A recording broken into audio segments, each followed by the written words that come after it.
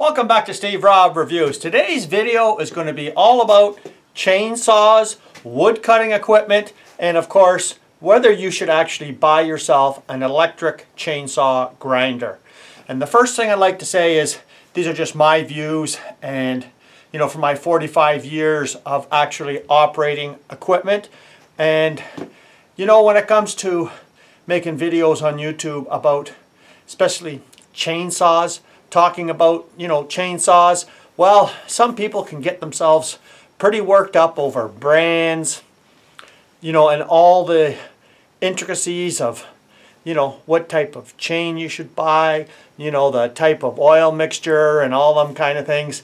So today's video is just going to be strictly an overview and sharing my opinions on chainsaws, wood cutting equipment, and actually answer a lot of questions that I've had over the years. I've made many videos on wood cutting equipment and I'll share them here today, but many times people are going out and buying themselves a chainsaw, and that's the worst thing they could possibly do. They bought the wrong piece of equipment. So today let's just go over just roughly, if you're thinking about getting yourself a chainsaw, the first question you're going to have is why? Why do you want a chainsaw? And a lot of people, be logical that they want to cut some wood down, right? Well, it's not always so easy, because I've had people who have went out and bought themselves a chainsaw and found out that the chainsaw was wrong, completely the wrong tool to buy. So I mean, there's a lot of people who just want like a homeowner's saw. Like this is a homeowner saw. Now this particular brand is Stihl. All my stuff is Stihl. I got a 73cc saw that's a Makita made by Dolmar, but I'm not going to put this out here today. But anyways, most of my saws are always been Stihl. I like the Stihl brand, but you know what? Buy Husqvarna, buy any brand name, big brand name that's out there, and they're all good. Now this is strictly, a 35cc saw, and it's like a $200 saw. Great for somebody getting into the first time. It's nice and light. You don't have to worry about lugging around a big saw. And the worst thing you could do is possibly recommend somebody to buy a saw bigger than what they actually need. I mean, when it comes down to it, well, this is a $200 saw. Whether you want to buy a used one, whether you want to buy a new one, well, it always comes down to price. So that's the big thing there. And a lot of times when you're going into some place to buy a saw, well, where do you go to buy a saw? Now you can buy it online, you go to your big box store, or you can go to a dealer.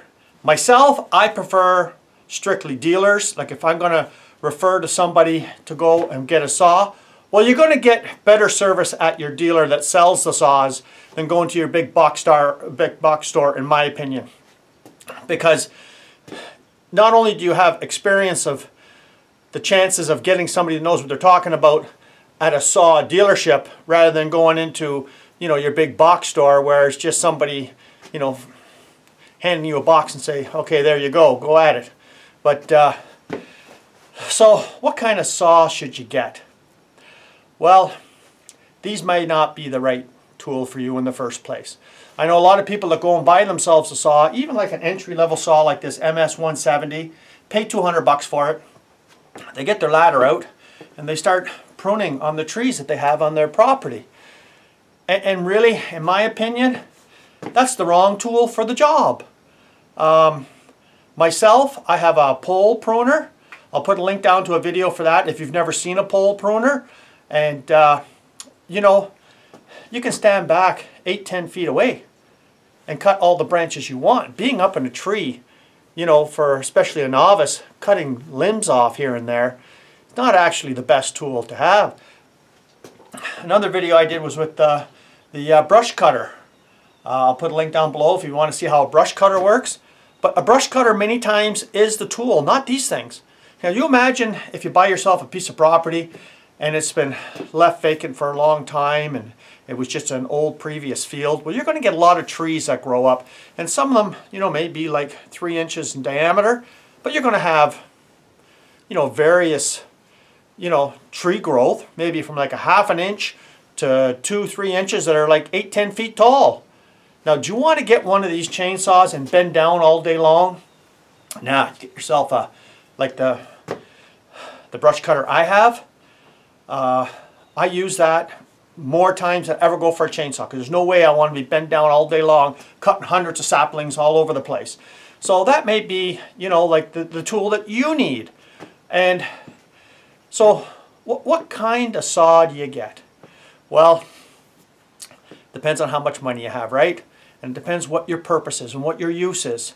Now, for a lot of people, if you're actually going to cut down some trees, well, there's a big difference in saws and price. So I mean, we'll just use the analogy of automobiles. If you have lots of money, you can go out and buy yourself a Ferrari, but it's not much use when you take it down a bush road, is it? So you have to match, you know, the piece of equipment to the particular task at hand. So this little saw here, the MS-170, it cuts trees, it cuts wood, it does everything the same as any other saw could do. But I don't use that for cutting any trees, really. Just small stuff, you know, like maybe 4 or 6 inches, or just do some limbing a little bit here and there. But for me, this saw here, I only bought that to leave up at my camp. And, you know, if I have a tree that falls down, you know, on my road, well, I can get my saw out and clear it off the road. Or if I'm driving my ATV down I got a bush road up in Northern Ontario that's about maybe 3/4 of a mile long from one end to the other. The trees are always falling over, right? I can put this little saw on the ATV, and 1 tank of gas will last me the whole way, clearing branches and trees off the trail, and that's fine. Because you wouldn't want to be lugging around, you know, a 15-pound, you know, chainsaw with a 30-inch bar. Nah, it's just not practical, right? So we take a look at this saw right here. This is the MS-170. You buy that for around 200 bucks. Now this one here is about 20 years old, and it's an MS-260. You couldn't buy this saw up here in Canada for under, I would say, around 800 bucks, including tax. Now they don't make the 260 no more. I think it's a 262. This is a homeowner saw. This is a Pro Series saw. Now they do make a line in between. It's a mid-series, or like a light duty, medium duty, and heavy duty. So this would be in their heavy duty forestry class, and this is my 360. These are all 20-year-old saws, except this one here I think is about 5 years old. So this here is a 60cc saw. This is a 50cc saw. I'm saying anybody who wants to actually go out in the bush and cut a lot of trees down and that kind of stuff, 50cc is about right. I wouldn't use this to go out there all the time, because you know what? Take a look at that little chain there. You know, and this is not made to be a forestry tool, right? I mean, it's not really designed for that. So I mean, you can pick yourself up a lot of, you know, great used saws as well, but the 60cc saws, you're going to pay over $1,000 for a 60cc saw. How many people want to spend $1,000 to cut down some trees, right? Well, a lot of people, you know, they're woodcutters, or they're selling firewood and this kind of stuff. Now this saw here obviously weighs less than this saw. Not by much though. Not by much. But this saw here is completely different than this one. This 50cc saw, well, it doesn't compete with a 60cc saw. This has got so much more power, but of course it's a little bit heavier. And why would somebody need more than one chainsaw? Well, in my experience, I don't know all of you who operate a chainsaw, but yeah, on occasion I get my saw stuck in a tree. You know, stuff happens, right? And what do you need when you get your saw stuck in a tree? You need another chainsaw, right? So that's why you see people that have more than one chainsaw. So now, when you're thinking about getting a saw and money's no price, well, there's lots of options out there. I mean, you can get heated grips, you can get, you know, it's just like buying an automobile when you're buying a chainsaw. You can get all kinds of different features and everything, and don't be so, I would say, caught up in a lot of these chainsaw forums and everything else that talk about, you got to buy this brand and this saw and that saw and this saw and all kinds of different stuff, right? Because, you know, some people get a little too caught up in that kind of stuff. And, you know, this brand loyalty and, you know, trashing one brand over another. Like, I mean, if you want to know the difference between a homeowner saw and a pro saw, you're going to find out if you actually go to a dealer that sells the saws.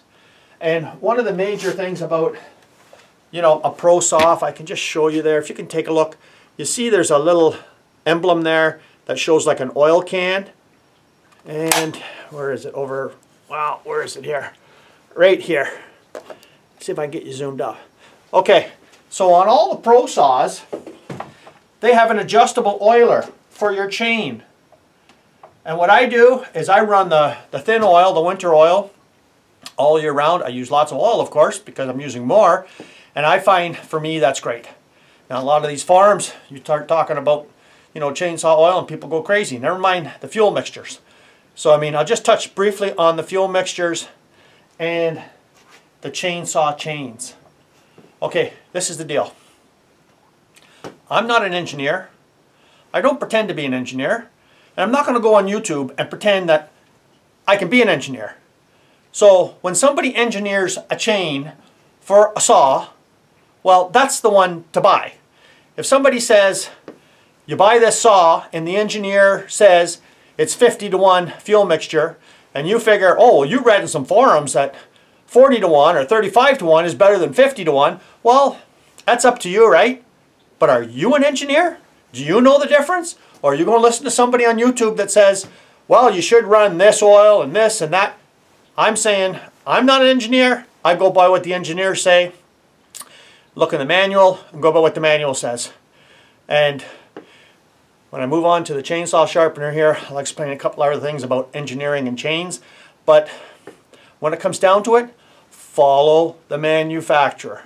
Because in most instances, not particularly all the time, but the majority of the time, there's a reason why something is engineered a particular way. And by you not following the engineered procedures, well, you're getting yourself in a lot of trouble. And really, a lot of times people are fooling around with gas mixtures and, you know, all kinds of different stuff when it comes to chainsaws. And, you know, it's up to you. Depends on how much money you want to spend, right? And how much money you want to put into pretending you're an engineer. So, now let's move on to, should you buy a Pro Series saw? And I'm saying, if you can only afford, say, $200, well, that's fine. But I'm saying if you could afford like a saw that's engineered to last you, at least in my experience, I get about 25 years out of a saw, no problem. This one here is 20, this one here is over 20. And I look after them, right? And everything comes down to maintenance. I would say spend the extra money and spend $800 on this saw rather than $200 on this saw. Now a lot of people are going to say, wow, I mean, if it only cuts wood, what's the difference, right? Well, you have to actually get into cutting a lot of wood to make it worth your time. And how long do you want to keep a saw for? Because I know this little MS-170, if I tried to make it work like this Pro saw here, I could burn it out no problem in one season. This little thing would just puke its guts out if I tried to make it work as hard as this one here does. So, you know, that's what you have to think about. How much are you going to do? And for a lot of people, the best chainsaw they get might just be one of these, you know, like cordless ones or corded, you know, the battery operated ones, or one on a cord. You know, if you're just doing some, you know, a little bit of pruning around your house or something, or a cordless chainsaw, they're terrific. There's no maintenance, there's nothing involved compared to these. Now, I have had friends of mine who buy a really nice saw, a brand new saw, never read the manual, right? They don't follow any procedures. They never went to the dealer, because the dealer's going to explain a lot of things for you that you won't get from a big box store, and a lot of people may not pick up, you know, by reading the manual if they do read the manual. But one of them is, these are all high maintenance items. So I know a fellow went and bought himself a really nice Husqvarna. He bought it, put the gas in it, used it for the season, put it away, come up to my place about maybe 3 years ago. Never used the saw in the 3 years time. And you know, that saw was completely buggered. He had to take that carburetor and just chuck it right in the garbage. He tried to go back to the dealer, and the dealer said, no, no, no, buddy, like, I mean, you left gas in it, and the carburetor's just plugged right up. I mean, forget it. So he had to pay quite a bit of money to put another carburetor on there. They couldn't even fix that carburetor. It was just, first of all, he bought the wrong fuel, right? I mean, you have to actually pay attention to your fuel additives, buying the right oil. Like, I mean, if you go to a Stihl dealership, you know, you're going to get, I believe, an extra year warranty if you walk out of there with a 6-pack of their oil. So, I mean, they want you to use their oil because it's engineered for their machines. And that's what I do, right? Like I said before, I'm not an engineer, so I'm not going to guess at. Listen, I've used the Stihl oil since these were brand new. I've never had a problem. But if you read some of these forums, oh my God, you're out of your mind mixing it 50 to 1 like the manual says. That's all EPA stuff, and you should be mixing it at 32 or 42 or 45. Magic number might be 47. God knows, right? So, I mean, this is the kind of stuff you run into. Today, I'm just going to share my experience. So, let's move on to the chainsaw grinder. Should you buy one of them? Well, let's take a look at this chainsaw grinder. And I have made a video before on how this all operates and everything. Like I say, I'll put some videos down in the description box if you want to look at them. But we're going to take a look at this grinder, and I'm going to tell you whether you need to buy a grinder. Okay, this is a quick overview of the grinder. Now, you have over here, you have this tilt that goes back and forth like this. And then on the table, you have the tilt that goes across like this. And I'll show you on the side over here, but generally some have a tilt that tilts up and down. So you've got 3 angles there. So I'll show you the side here, and I'll show you on this particular one what the tilt function is done on the side. So here you can see the graduations on the side here, and it's plus or minus 15 degrees, and the whole table goes forward and back, right? So here you've got 3 different angles. So one question I've had quite often was, can you take down your rakers when you're operating a grinder like this? And this is the raker right here. I'm going to explain a little about that in a minute. But as you can see, it comes down. And yes, you can see how that would just take down your rakers for you. So now, let's just talk a little bit about the chain and the rakers. Okay, so you see that right there? Now that is just a feeler gauge, and that shows the thickness of, here you got the tooth right here, and here is the raker. So this is the proper thickness of how far you go from here to here and how far it has to be reduced by. And that is a huge thing that a lot of people miss out on, as they don't realize that as you sharpen your chain, well, you have to actually take these down. So generally, after about, maybe for me, about 4 or 5 times I sharpen the chain, well, you have to take the raker down, and it has to be taken down so that the level, the distance between here and here is this thickness. And they do sell, you know, gauges that actually help you with that, but that's all part of owning a chainsaw, right? So this is the thickness here, and you know, it's not that much. So if you take this down too far, well, your saw is going to grab so much it'll probably just, well, you can't even use it if you take this down too far. So let's just take a look at a sheet that I always have with me, and it just shows the vise angle, the top plate angle, and the tilt. And like you say, I usually keep mine about 10 degrees, but and it shows the depth between here and here on your rakers, and generally they are 25 for most saws. So as you can see there, there's a little bit of work to do in having a 10-degree tilt. You got to have this particular angle depending on your saw and your chain and, you know, the different types of chain. But, you know, this is generally about the size here, you know, 50 degrees to 60 degrees. And then your angle, your vise angle, you know, it can be 25, 30, and like you say, it varies, right? But you have to be able to do that. Now, can you do that with a file? Well, this is a little placard that I always keep out in the shop. I just laminated it so I can always use it as a reference. And do you need to use one of these to sharpen your chains with? Absolutely not.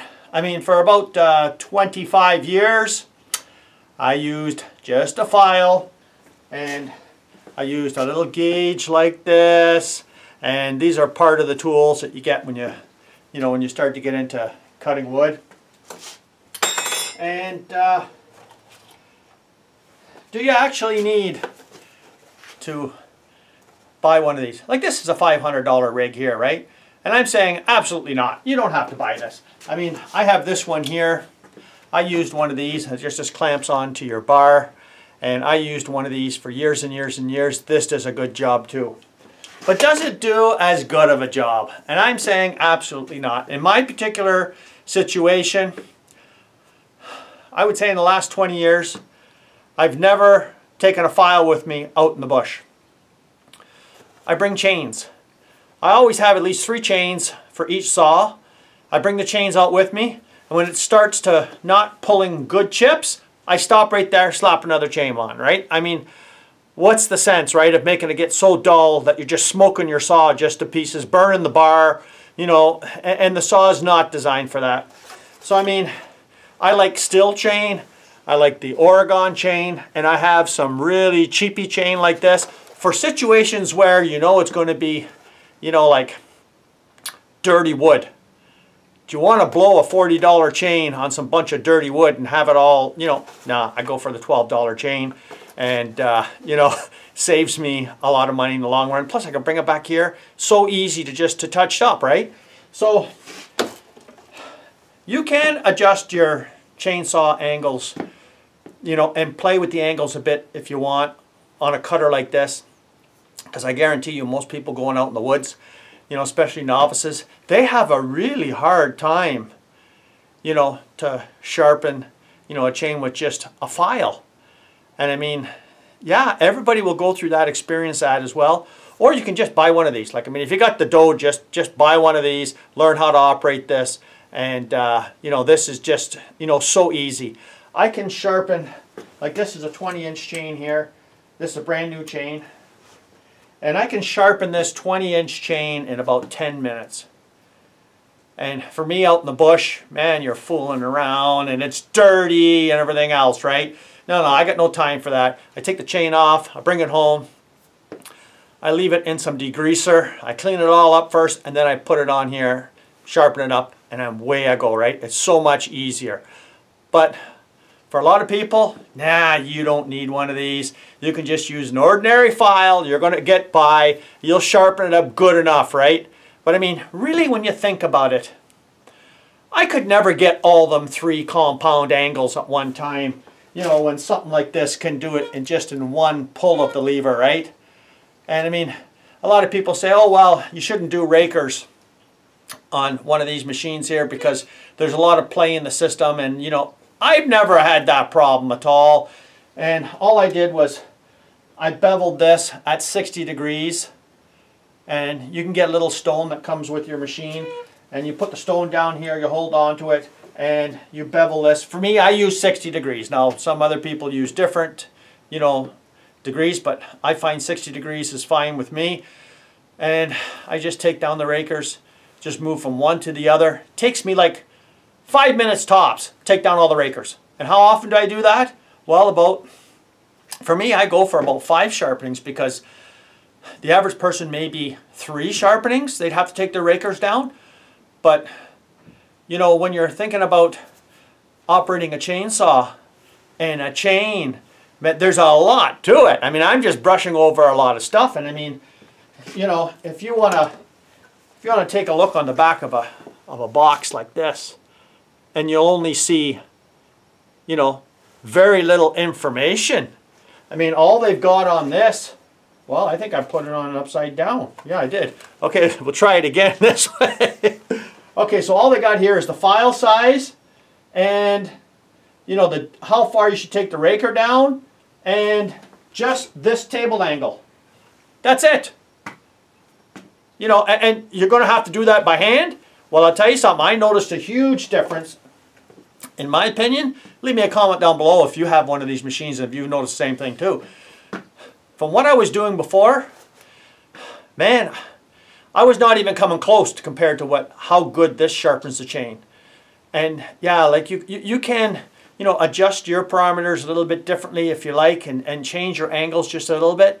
Like I say in the beginning, we're not engineers, but I have read on some of these so-called chainsaw forums where people are going way out of bounds from the specifications of their chain and cutting some crazy angles and wild angles, you know, to do all kinds of different stuff. Well, you know, this is designed for a certain saw, certain horsepower, you know, and a certain liability.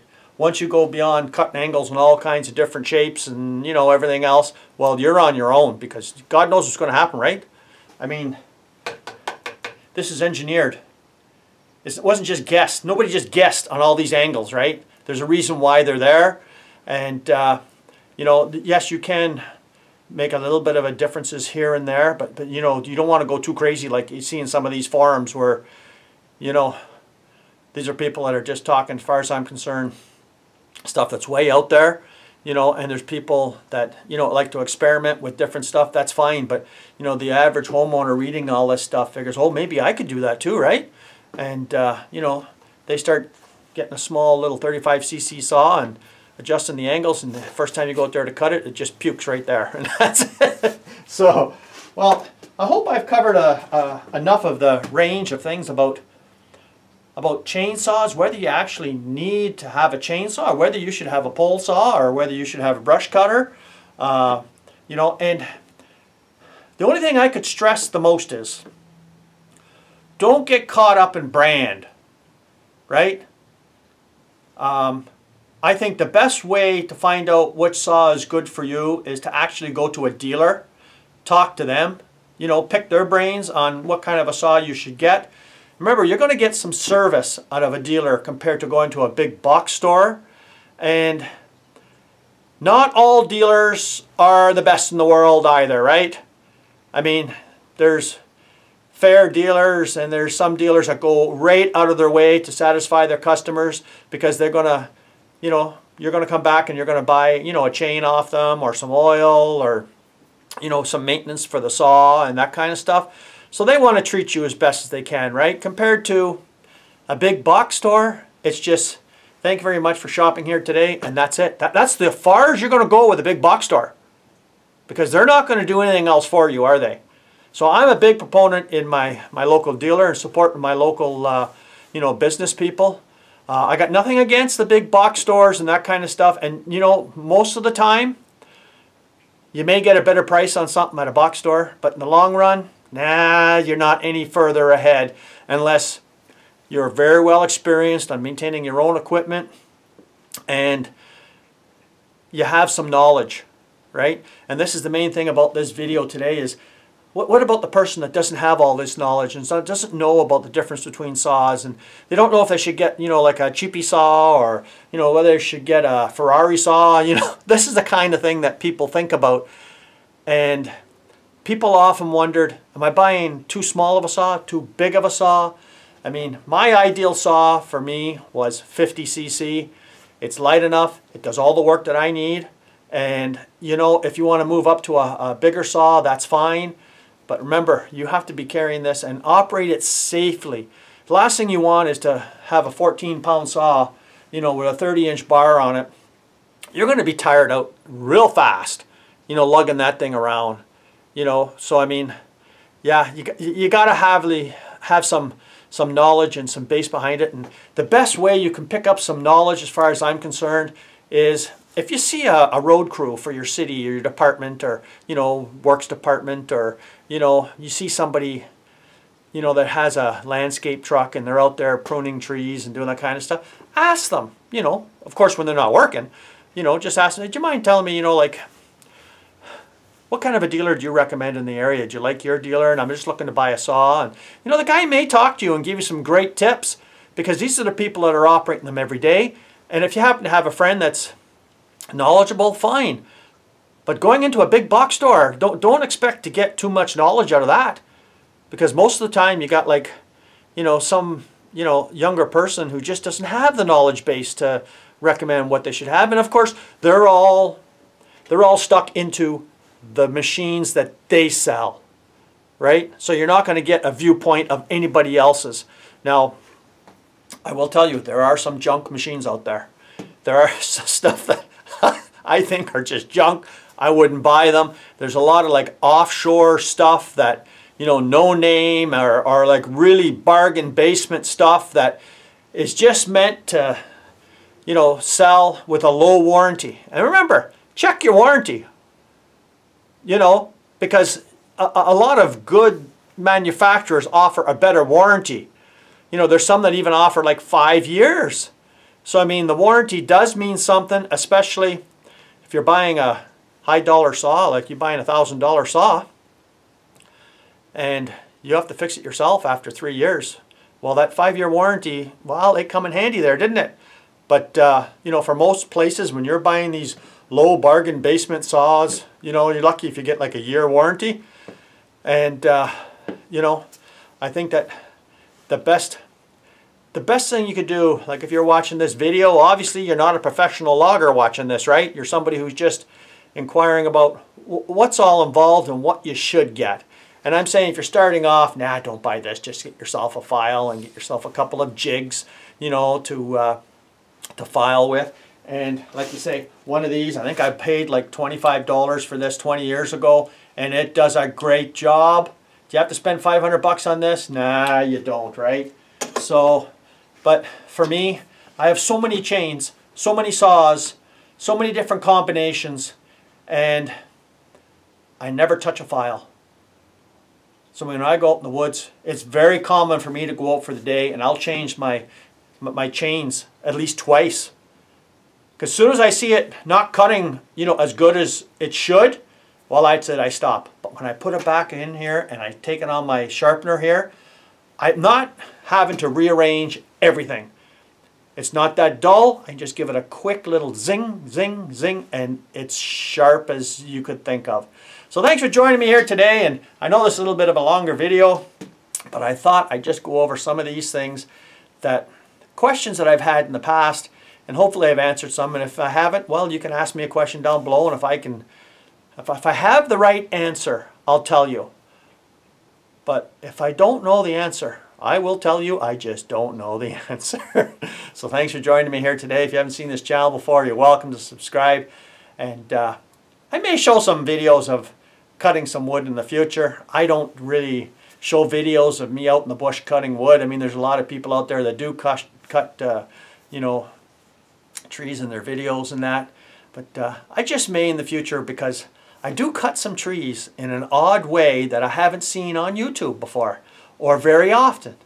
So you guys come back again and let's have some more fun. Cheers.